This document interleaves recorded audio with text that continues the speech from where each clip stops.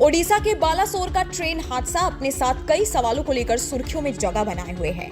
कभी साजिश की बात तो कभी अनहोनी के संकेत, कभी सीबीआई जांच को लेकर सवाल तो कभी कोई और बात। ये साजिश हो या प्रकृति का लेखा जोखा, इसने 1100 से भी ज्यादा लोगों को गंभीर रूप से घायल कर अस्पतालों के बेड रेस्ट दिला दिए। फिलहाल रेलवे के द्वारा जारी किए गए नए आंकड़ों में एक चौंका देने वाली बात निकलकर सामने आई है।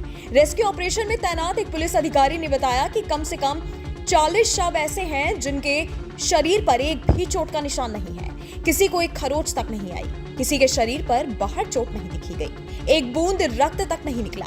ऐसे में संभावना जताई जा रही है कि करंट लगने की वजह से लोगों की मौत हुई है। ट्रेन हादसे के बाद बोगियों के ऊपर ओवरहेड केबल गिर गई थी, जिसके बाद से ये लोग करंट में झुलस गए होंगे। जीआरपी के द्वारा दर्ज की गई एफआईआर में कहा गया है कि बहुत सारे यात्रियों की मौत टकराव और करंट लगने की वजह से हुई है। ट्रेन के ऊपर लो टेंशन लाइन के गिरने से बोगी में करंट फैल गया था। संभव है कि बैंगलोर हावड़ा एक्सप्रेस से कोरोमंडल एक्सप्रेस के टकराने के बाद केबल टूट गई हो। इस बात पर कई जानकारों ने अपनी अपनी प्रतिक्रिया दी है। इस बात पर ईस्ट कोस्ट रेलवे में चीफ ऑपरेशन मैनेजर पद से रिटायर हुए पूर्ण चंद्र मिश्रा ने कहा कि हो सकता है कि जब केबल बोगी से टच हुई उस समय ये यात्री ऐसी जगह रहे हो जहां करंट फैल गया हो।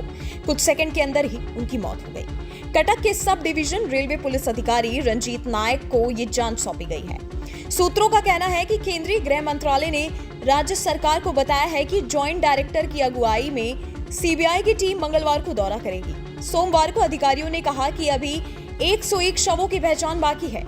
डिविजनल रेलवे मैनेजर ने कहा कि अभी 200 लोगों का इलाज अलग अलग अस्पतालों में चल रहा है।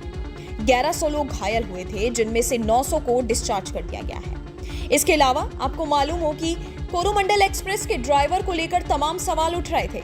दोनों ड्राइवर्स का इलाज गुप्त रूप से चल रहा था। उनमें से एक ड्राइवर बेहरा की पत्नी ने बड़ा बयान दिया और कहा कि मीडिया को इस बात का एहसास नहीं है कि इस तरह की झूठी खबरें घायलों के परिवार पर भारी पड़ सकती हैं, खासकर जब मेरे पति अभी भी कमजोर हैं और सीधे बैठने में असमर्थ हैं। हादसे के बाद बेहरा के बाएं पैर में फ्रैक्चर है और कई खरोंचे हैं। हालांकि वो फिलहाल पूरी तरह से होश में है, लेकिन उनका स्वास्थ्य कमजोर है। ड्राइवर को लेकर रेलवे के वरिष्ठ अधिकारी ने द हिंदू को बताया कि लोको पायलट के काम में रेल के इंजन को स्टार्ट करना, उसे रोकना, ट्रेन के इंजन को चलाना यानी गति देना शामिल है। उन्होंने कहा कि कोई सवाल ही नहीं उठता कि 228 किलोमीटर प्रति घंटे की हाई स्पीड पर, वो भी रात के अंधेरे में, लोको पायलट ने देखा होगा कि ये एक मालगाड़ी से टकराने वाला था, खासकर जब मुख्य लाइन पर आगे बढ़ने के लिए उसे हरी झंडी मिल गई थी। रेलवे ने भी रविवार को अपने एक बयान में कहा था कि ओडिशा के बालासोर जिले में दुर्घटना की शिकार हुई कोरोमंडल एक्सप्रेस ट्रेन की रफ्तार निर्धारित गति से तेज नहीं थी और उसे लूप लाइन में दाखिल होने के लिए ग्रीन सिग्नल मिला था। रेलवे के इस बयान को ट्रेन चालक के लिए एक तरह से क्लीन चिट के तौर पर देखा जा रहा है। आपको हमारा ये वीडियो कैसा लगा, हमें कमेंट करके जरूर बताइएगा और हर खबर की अपडेट को सबसे पहले पाने के लिए न्यूज़ नेशन को सब्सक्राइब करना ना भूलें।